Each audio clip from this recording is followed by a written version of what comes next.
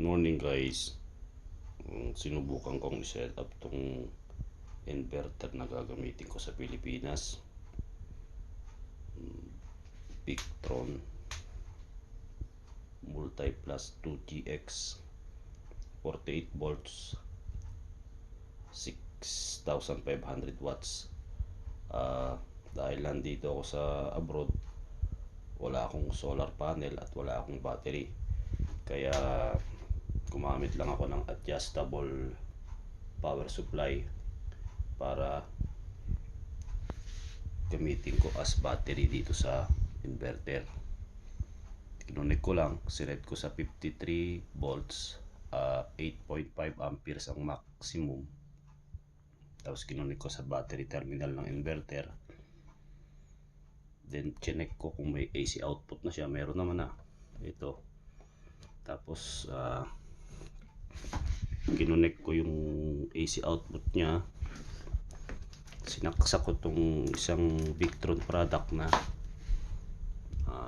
battery charger,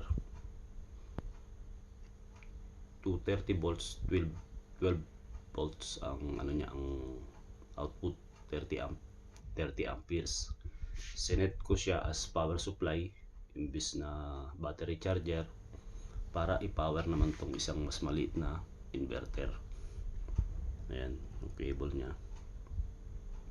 Itong inverter naman na to ay 12 volts, 1,600 watts. Pinapower siya nitong battery charger na nakakonect dito sa mas malaking inverter na pinapower up naman ng power supply. Tapos yung maliit na inverter, ginamitan ko ng USB charger, charging niya yung ano, yung tawag dyan, power bank. Tapos sinubukan kong ding iset tong Multi Plus 2GX dahil meron siyang GX device inside. Pwede siyang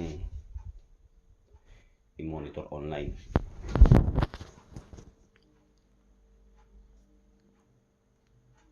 Yan.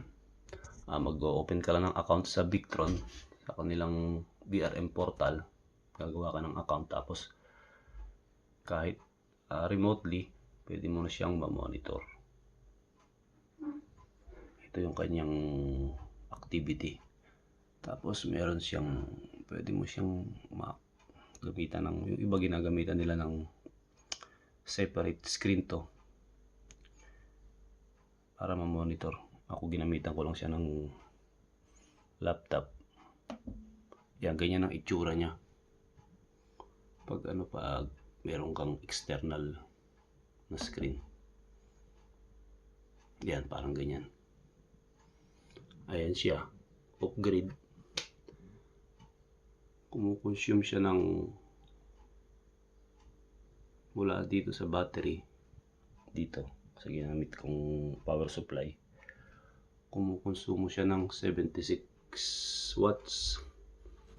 Yung output niya naman 47 watts. Malaki yung losses, almost 30 watts.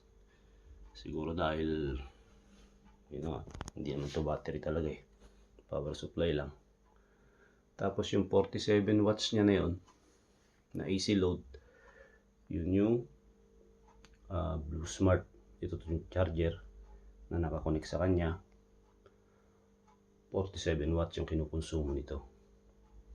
Tapos magbibigay ito ng power dito na 12 volts sa maliit na inverter, which is I think may losses din to. Tingnan ko.